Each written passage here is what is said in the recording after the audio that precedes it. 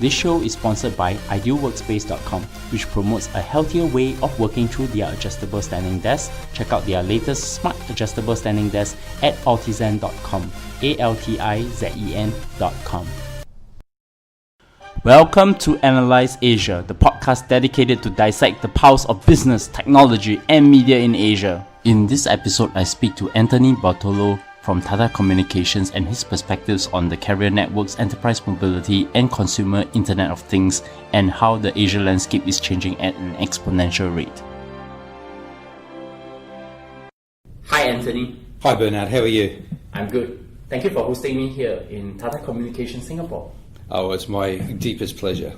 Yeah, I've been wanting to have this conversation with you, and I should thank our common friend Charles Anderson for bringing us together, and we have a pretty interesting coffee conversation on Internet of Things, and you're probably one of the few people in Singapore that I want to talk to because your insights on these subjects are really deep. So, who am I talking to? I'm talking to Anthony Bartolo, President, Business Collaboration, Mobility, Internet of Things Solutions for Tata Communications. So, I definitely have talked a lot, and I want to hear, Anthony, your story. How did you start your career? Well, you can tell from the accent or not, I started in Australia, Melbourne, Australia.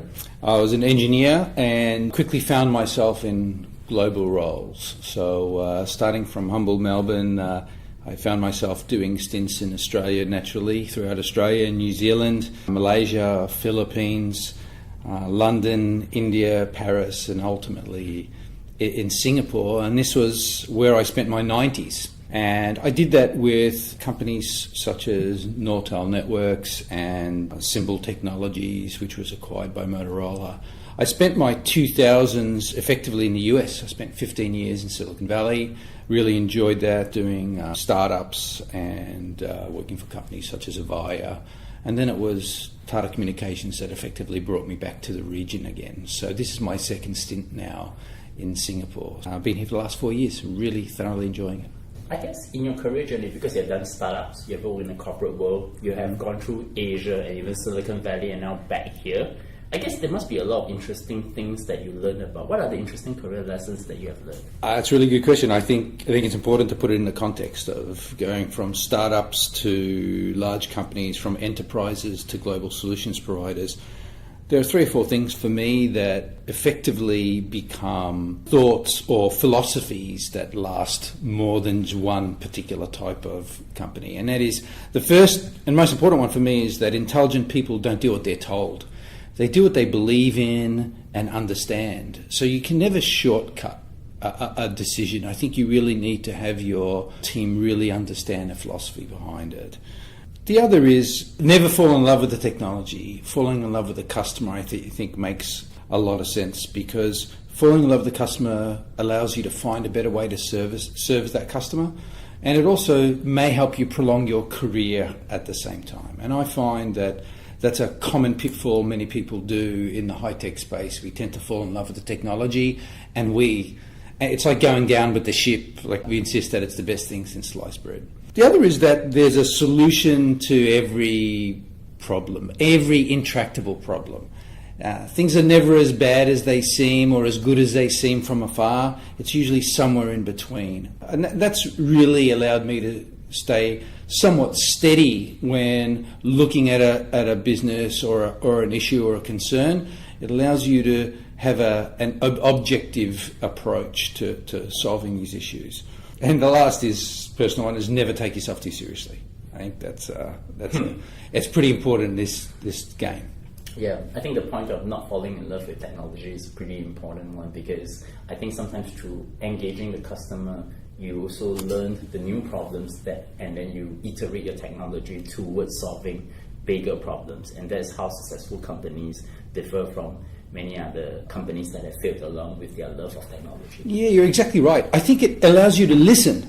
I mean, you're actually listening to the customer when you have an objective approach to something like that. And I think that's terribly important, because sometimes we're focusing on the technical or engineering minutiae of an issue or a concern, but the customer may not technically care about it, and nor can they progress your cause either. I mean, they're usually not in a lot of cases, not technically savvy. They may have another core competency that they're focusing on. Technology is just a method to get them to be more efficient, effective, or responsive to their customers. I think this is where we want to come to the main topic, because I think one of the interesting part of it is the company Tata Communications, which is part of the most well-known Tata Group in India.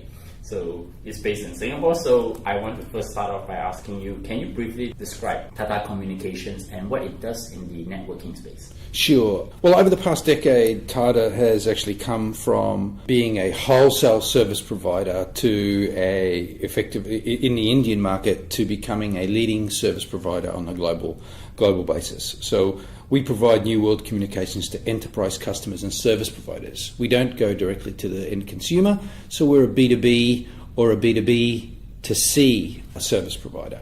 We're a global company. We're based here in Singapore and also in Mumbai. We have roots in emerging markets, so it's something that we have a core competency on. We're about $3 billion public company. We're a part of a very large Tata Group with a flagship telecoms arm of that group, and that group's $103+ billion today. We have 75 to 77% of our revenues outside of India, so we are truly global in many senses of the word. We have 8,500 employees. We're the largest wholesale provider, doing some 53+ billion minutes of wholesale voice traffic annually. We touch some 1 in 10 voice calls a day. We also have 1,600 telco relationships, which is a lot of people don't recognise, that allow us to connect you to any carrier effectively in the world, and 70% of the world's mobile network operators as well.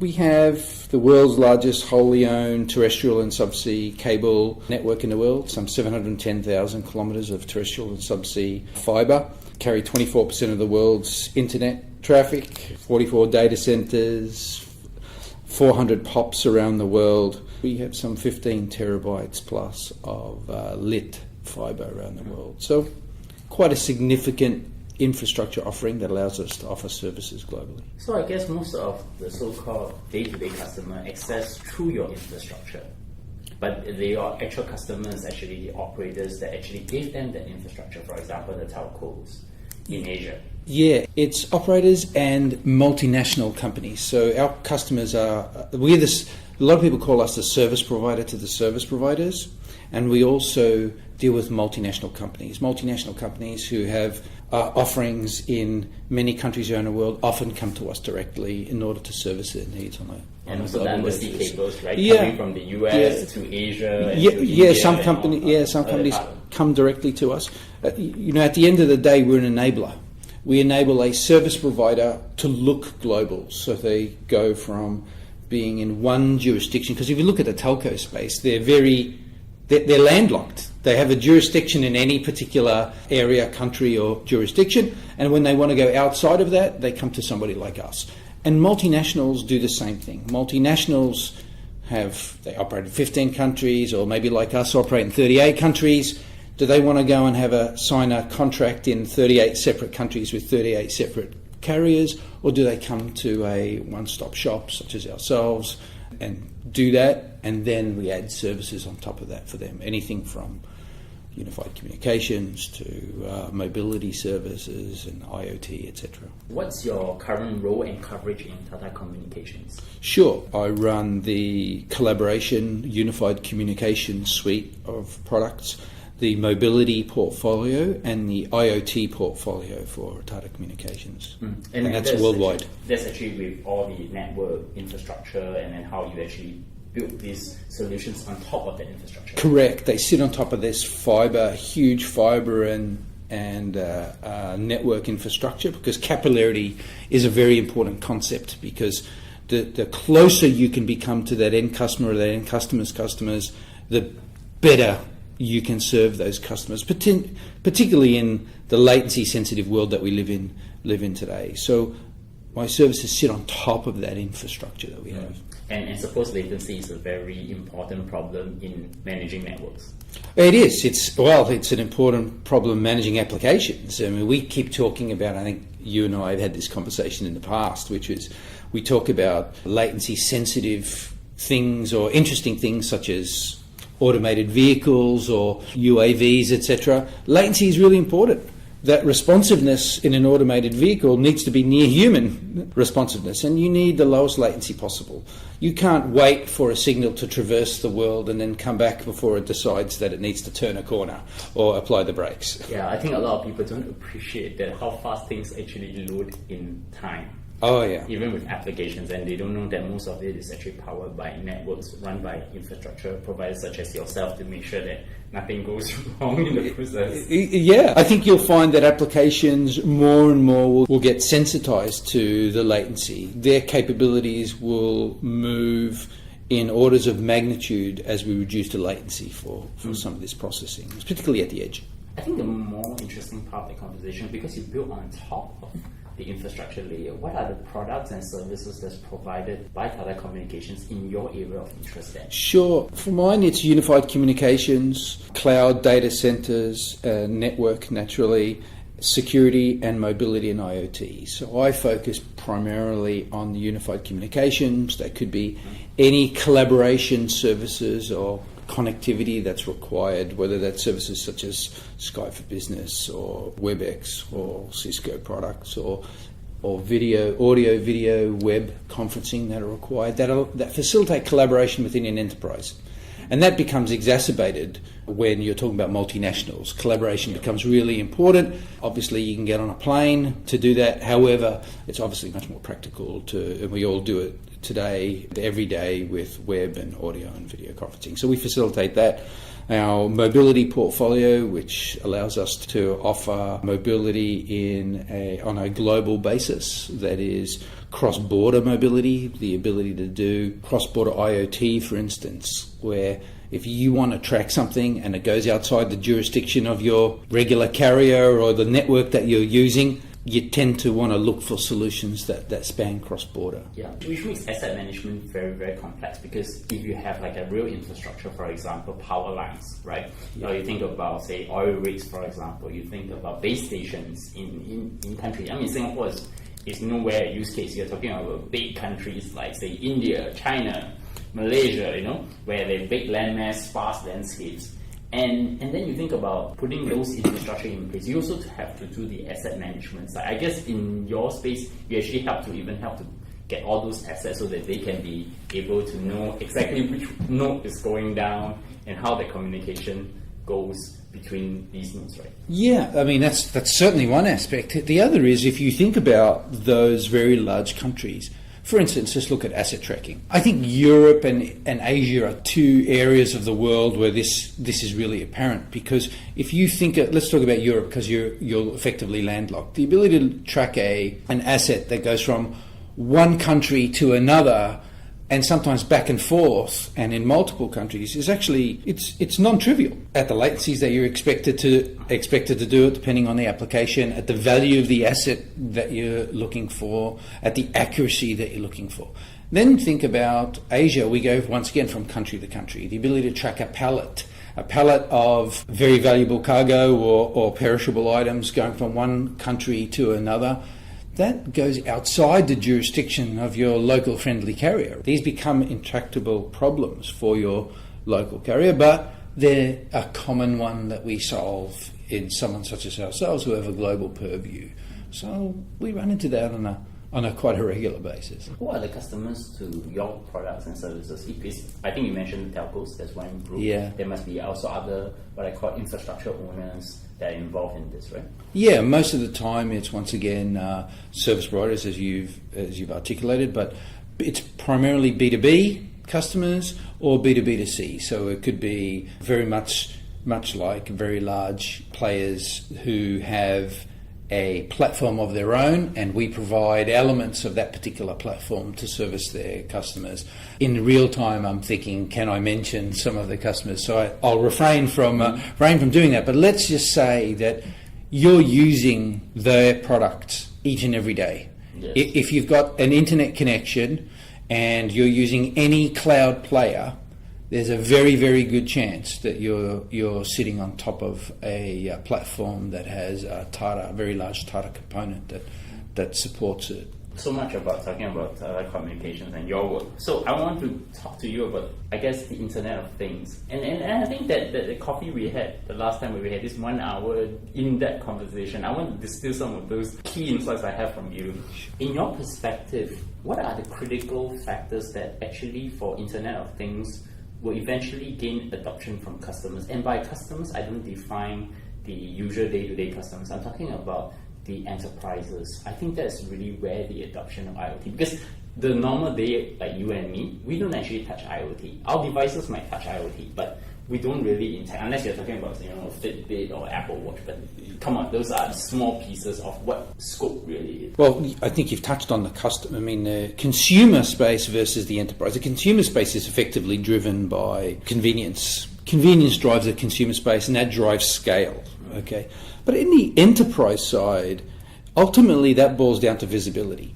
The insights that IoT provides to dark corners of a process or a supply chain or a service is what really is going to drive IoT in the enterprise. And we're seeing lots of evidence of that. We're seeing lots of proof of concepts in that particular area. I've touched on a few. There's many concepts that are going on today with regards to, for instance, asset tracking and asset management, etc., whether it's healthcare. But then we're also seeing the businesses that we see in Singapore, like I think we've seen Mobike and all the bicycle hubs that are around. Well, they're IoT devices that sit on those bicycles that unlock the bicycles. Right, the app effectively enables your ability to unlock and track the location of that device and unlock it and move from one user to another and do the appropriate billing and accounting for that product. IoT enables that today, and so we see that in those type of new services today. Yeah, that's the part I'm interested in, right? You talk about bicycle. I think that's a very interesting use case. Yes. There's also the use case of UAVs, which you brought up earlier, and autonomous vehicles, self-driving cars. My question has always been, and I work on these areas too, so I always had this view that I need 5G networks. And the reason is that even though I think in the US, Tesla is using 3G and 4G networks to facilitate their updates and data transmission, I think the latency problem is not really solved. Because if you started to have 1,000 of these self-driving cars on the road and we start transmitting data into the cloud, the infrastructure will totally be in a meltdown without a fast turnaround with and latency as well. So what is your view on this so-called, I call it the connected transportation world, where the IoT infrastructure actually sits within it? Sure. So I think you need to break any problem down. I have a tendency to look at a bell curve. So I take a look at all the different particular problem statements or solutions or use cases under a bell curve. And right now, IoT can cover 80% of those where latency may not be a dramatic requirement. Yeah. Then you've got the edges of the bell curve, and that's autonomous cars, and it may be highly latency sensitive things such as UAV requirements, for instance, and they require very, very low latency. 5G can get us to, I think it's about 10 milliseconds of latency, so it still doesn't get us there, because for fully autonomous cars, there's a requirement to be human-like, which is about a millisecond. So that's an order of magnitude away. The reality is that's still an order of magnitude away. That doesn't mean that they're intractable or non-solvable problems. I think humanity and engineering is about understanding where you are and recognizing where you want to go. If you understand those 2 points, engineering and human ingenuity will get you there. When you can't get there, that's because you really don't know where you're starting from, or you don't know where you're going to, or sometimes both. When you have both, we have proven the ability to solve for those. And I think that's just a matter of time. I don't think it's tomorrow. I don't think it gets solved with 5G. But what 5G enables is a larger swath of use cases to be available to us. Likewise, by the way, batteries. It was the other conversation that I believe you and I had talked about batteries once before too. I want you to think about the concept of the size of a battery determines the form factor of effectively everything that we use. The electric vehicle, our watches, our Fitbit, our wearable is the size of the battery, that form factor. And I think as technology really progresses in battery technology, we will see use cases really start to explode. Those corner cases go away. How much power something consumes fundamentally determines its practical lifespan or applicability, because the battery's only so big, right? Or the weight of the battery, right? It's not only the physical size, but it's the density in the weight. And those things are huge factors. They're factors in drones, right? We all know that. In drones, can you imagine if the technology moved at orders of magnitude for the batteries? All of a sudden, there'd be concepts that appear before us that were once unfathomable, which are available to us. And I think we're entering into that era now, because I think slowly there's the realization that we're embarking on these opportunities, and there are one or two things that are holding us back. I thought I should add on that, because on the way I explain autonomous vehicles internally, it's easy to get one self-driving truck to perform a logistic operations, and we can do a demo and make everybody happy. But the real business case is that you need at least 10 trucks. If you try to charge all 10 of them at the same time, you're basically taking out the whole power grid of that entire area. And I think that no one has actually solved that problem properly at the moment. No, absolutely. Look, plugging in an electric vehicle is equivalent to putting on a new household. That's right. Onto the grid, let's face it. And then we talk about autonomous vehicles, just to digress for a minute. We live here in Singapore in a place that is almost perfect for being able to kick off something like that, because it's highly structured, people follow the codes, the building codes, it's very well mapped.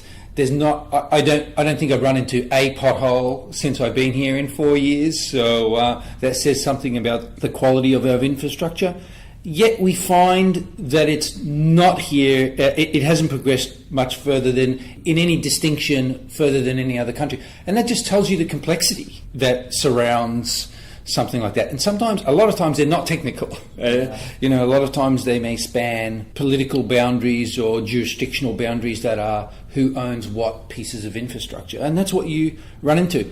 That's what IoT also does. IoT, the inhibitor for IoT is that it provides so many insights in a supply chain or a healthcare process that it starts to cross the political boundaries inside the enterprise. Who owns it? Whose jurisdiction does it sit within before they can make a decision for scale? Everyone who might be listening to this podcast may sit within a large organization, and they know that there are some decisions that they need to involve other departments or other areas. Well, IoT does that. IoT exposes those bright lines or junctures or fissures inside an organization, and therefore that slows down decision making, because is it a part of your key imperatives? Does someone else in that department share your key imperatives? And they may be at conflict. And that's what we find right now. We find that IoT opens up, once again, sheds light on a lot of dark spaces inside a process or a supply chain or a product or a service, that sometimes you want that visibility, but you also may expose things that you may not want to see inside your organization. And the one thing it exposes is decision making. Some people are prepared for a decision because it's their project. Others didn't even realize that they had a decision to make. And and sometimes people like avoiding making decisions. The unintended consequences, I would assume, is that. So where do you think are the most interesting applications of IoT in your opinion? I mean, in your realm of expertise. Okay, so firstly, I think human safety. Human safety is an area that gets a lot of attention. We have and let me sort of articulate the background. We have deployed a LoRa network in India.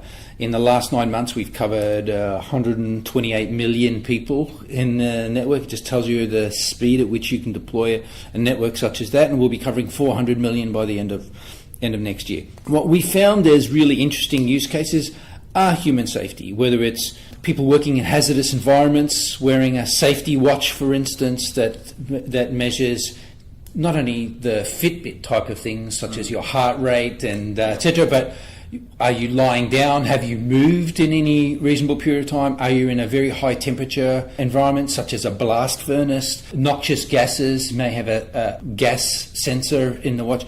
These are getting tremendous attention because the use case or the business case associated with how do you value a life? How do you value the prevention of an accident in the workplace? Also, that it's quite topical to have female in the workplace tracking their safety in a particular workplace or on a subcontinent happens to be topical right now. So we're seeing human safety being a big deal. We're naturally seeing asset tracking, we've talked about that, and supply chain, we're seeing lots of those types of use cases. Payments, the facilitation of payments. I mean, payments is not simply, hey, let me do a PayLah or a touchless credit card. What about understanding the stock inside a retail outlet so I can pay my suppliers who stock those shelves, being able to see that quickly or being able to detect that or detect whether the refrigerator is empty with a particular vendor's beverages and therefore sending the right amount of beverages to that store to replenish the stock so there's no shortage and it's right time, right place, right quantity type of thing. We're seeing a lot of that. And that touches into the food and agribusiness. I think they're really interesting spaces. I mean, I've actually seen the agribusiness or food go to and this leads to the two sort of really interesting ones that I have. We can detect now, in Europe, you can detect the cheese. When we talk about farm to the table, you can detect which was the cow that was the originating supplier of that dairy product that moved into the cheese. So you can see where this ultimately goes, right? You can have prize cattle at some point in the future if they do this. So you think about the ecosystem that forms around IoT. But then you get to the ones that put smiles on your face, such as they've invented an IoT-enabled mousetrap. We have invented a better mousetrap. We've been talking about that for years, but the ability to have a mouse or a pest control device that can tell you whether it's been compromised. Whether it's gone off, there's something there, or just needs to be tripped. That changes business models, right? So we see that time and time again. I find that one a little bit funny. That's the one I tell my kids about. So so there is a difference between consumer and enterprise IoT technologies. I guess my question to you is, what are your opinions? I mean, you talk a lot about the enterprise space. What are your thoughts on the consumer space then? I think I'll go back to the statements I mentioned before. I think the consumers are fundamentally driven by convenience. And I think it's that convenience. We can all relate to being consumers because that's what we all are. I personally, and a lot of people don't, as much as I am a technocrat, I tend not to gravitate to the latest and greatest unless it drives a convenience factor for me. I look at it and say, how does it enable more time for me or to be able to do something faster, quicker, better, at better quality? We take it on mobile phone devices because effectively they're convenience tools. If you're old enough and you go back to when we were first measuring what a mobile device, the attributes of that device that are important to you, it was the weight and it was time between charging. We have totally forgone those criterion now because they now enable conveniences that are more important to us than the weight of the device or the time in between charges. They've effectively become a remote control for our lives. And as a result, we find that it's a classic example of how we see convenience overshadows anything else. And I think that's how consumers are fundamentally driven. And if you do that well, it drives scale. They're scale items, right? They become platform unto themselves. And, that's how I see it right now in the consumer space. That's why it's a little bit more difficult to find the killer device or the killer app or we keep talking about that, but you can't manufacture that. That is something the consumer as a whole decides. I don't know, maybe sometimes I'm thinking that there may not exist that killer app. It's a bunch of applications that essentially move you towards that final app that everybody will take it to the next level. Yeah, I think you have to define a killer app. They're fickle. A killer app could be like a fidget spinner. You know, fidget spinners, they were a huge spike, and now they've totally gone away. Or the killer app could be voice on a mobile network, because a mobile network was, if you think about it, the killer app on a network was voice. That justified the capital expenditure to build out that network, but now that network's being used for way more than voice. The data derivatives, we're talking about IoT, and all those derivatives came on the back of that killer application, which was voice, that justified the capital spend, that now is sunk cost, that we're taking tremendous, well, some people will take offence to me calling it sunk cost, but many are taking advantage of that basic infrastructure that voice effectively laid the groundwork for. So, is there a killer app? I think I agree with you. You know, I think it's really difficult to say there is such a thing. Unless it's so as well defined as the iPhone. Right? The iPhone is really the killer phone. I think it's a killer platform. Yeah. I don't know. That's only like once in maybe every 2-3 decades kind of thing. What are the key trends in business collaboration, mobility, and IoT that you're observing in the past year? And where do you think this will go in the next 1-2 years? Well, I would say most of the audience would have heard about business transformation. And I believe that's a buzzword now, but I've been talking about it certainly for the last 3 or 4 years.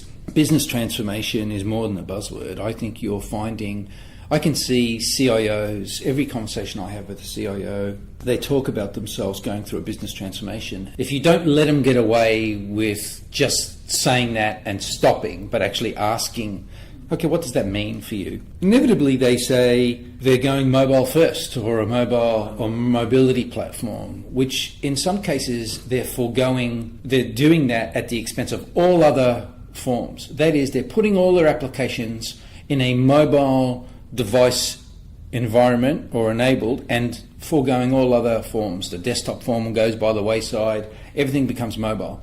And I think that's a massive trend, because that puts a lot of impetus on, well, connectivity is no longer a nice to have. It becomes absolutely required. And global mobility. You know, your high value or your high ARPU, as a mobile network operator might say, but your high value employees or assets, you tend to move globally. You do that because they're high value because they're not readily available. So you move them around. Well, the minute they move from one jurisdiction to another, they need to stay connected. So otherwise, if they're not connected, then all these tools that the CIO has put in place are for naught, because they can't get them in the places where they're at. So I think that's a big trend. So that's driving mobility. I think that the other is smart cities. And we're seeing a lot of conversations over the last year or so around smart cities. And this is not restricted to highly developed countries such as Singapore, which is a city-state, but we see that in emerging countries who see it as a leapfrog to get them as advanced as possible. And so we're seeing lots of proof of concepts in smart city technologies, and I don't think that's going to abate anytime soon. I think we'll see that driving to scale. And then where do you see that will go in the next 1-2 years then? Well, for IoT, I think that's going to go much further. 1 or 2 years' time, I think in the healthcare space we'll be much further along. I think that hasn't moved as fast as I thought it was going to move in the IoT space. I think that's where you run into those political boundaries, but they're more than just political boundaries. I think they start to span into regulations, etc., so that slows things down. I think that we're scratching the surface there in the healthcare space. Utilities metering, I think, will be at scale. So your gas metering, your electrical, your water, I don't think anyone will come and read a meter anymore if anyone's developed IoT at scale. I think that one's going to be the first domino to fall. Definitely human safety, asset tracking, supply chain, they'll be in production and driving to scale. In the mobility space, I think we'll be driving large-scale, valuable insights through cross-border solutions. Where you lost visibility when you cross the border, I think you won't lose visibility going forward. I think they're going to be quite visible to you, just as you would your own online viewing of your voice or data plan, right? You'll be able to do it, but you'll be able to do it in real time. I think we'll see global data networks that allow you to roam just like you're at home at the same quality i.e. latency. As you are at home, you won't be sort of tromboning, your traffic won't be going all the way back to your home network and then coming back to you. And I think that'll happen at near local rates on a global plan. I really do think that that's going to happen. The data consumption is moving exponentially. Yep. And I don't think your local carrier, and they're moving exponentially on a global basis, I don't think your local carrier can sort of keep up in some cases. I was reading the GSMA intelligence report, and I think now people are talking about data consumption in exabytes, not petabytes. Absolutely. Absolutely. That's another 6 orders of magnitude away from how people think about that. Well, video consumption alone, if you think about it, it doesn't matter about the type of compression rates that you're going to get or compression algorithms. They're both working in tandem. The sheer consumption of video is massive. Look, there was an exercise done in India, just as an aside. There was a company called Reliance who went off and gave data away for free, and the average consumption of data per month for in the developed world is 2.9 gig a month. When they gave away data for free, they did it for a temporary period of time, the average consumption was 30 gig a month. And they were consuming video on demand. So now we know the elasticity of today if you gave it away for free at somewhere in between. So I think that's very interesting because you don't often get that type of actual data point. And the last is, I think we'll be pushing rich media services such as unified communications on these type of networks. I think we'll be pushing those on mobile networks, and I think that's not too far. I mean, we're doing it today here at Tata Communications. I imagine it's going to be much more widespread going forward. I think in the US we have the net neutrality things that actually there's no preferred service provider. I mean, I don't want to talk about in terms of which telco it is, etc. I just think that, do you foresee, because of the type of requirements of different people requiring different content at different scale? I mean, we're talking about like a Premier League game, real time, right? We're talking about 1 millisecond latency video, for example. Do you foresee that there will also end up having preferred networks at some point? Yeah, I do. I think it's an inevitability. Customers determine segmentation at the end of the day. If you look at the vehicle that you drive, you've determined the segmentation of the market. You're willing to pay for X type of vehicle at Y type of price. You know you can get higher orders or lower orders of vehicles, but you've determined that you've effectively made a segmentation decision. The consumer, as in aggregate, is actually quite intelligent. Or if you think about it, it's a neural network. They decide the segmentation. You can regulate it as much as you want, and I'm not making a proposition for net neutrality or against net neutrality. I'm just telling you that ultimately the consumer will make that call. 5G as a technology has something called network slicing, where you can actually split up different grades of service. So it makes net neutrality a bygone conversation on its own. So I'll leave it to the regulators, but I think the consumer has already made that choice, that they do choose different grades of service based on what they're willing to pay, and they understand that there's different strata. Anthony, it's so good to have you on the show, and seriously, this is probably one of the best conversations I have on IoT. Sorry, Charles, you're not on it this week, but I think all three of us should be someday having drinks and have a longer chat on that, right? I think we should. I look forward to the day. So in closing, I want to ask 2 questions. My first question is, can you recommend a book, podcast, movie, or something that you find is important either to your work or personal life? To me, the most recent one that I recall that really moved me was Outliers. I know that one's been there for a while, the Malcolm Gladwell. I found that one interesting, and I'm also spending some time reading Singularity is Near. That's the Ray Kurzweil book. You know, when you're in the technology space, you realise that we have come so far in the last 5 years. I can just imagine what the next 5 or 10 are going to look like. I will put an additional book to that, is to read Abundance by Steve Kotler and Peter Diamandis, because it's a follow-up to the Singularity. I have the book. It's on the shelf. Not yet read. Oh, then you should read after that. Okay, yeah, I'll do that. It's a great follow-up book, actually, on that, because it tells you the economics of what happens when the singularity hits as well. All right, so, last question. How do my audience find you? LinkedIn? Yeah, LinkedIn's probably the easiest and most prolific way to get me. And you, of course, can find me at Bernard Leong or bernardleong.com, or subscribe to us at iTunes, Stitcher, SoundCloud, Acast, TuneIn, and of course Google Play in the US market. Of course, recommend us on Overcast with a star, give us a 5-star rating on iTunes, and please leave a review there because it really helps in getting our podcast discovered. And Anthony, once again, thank you for coming on the show. My pleasure, Bernard.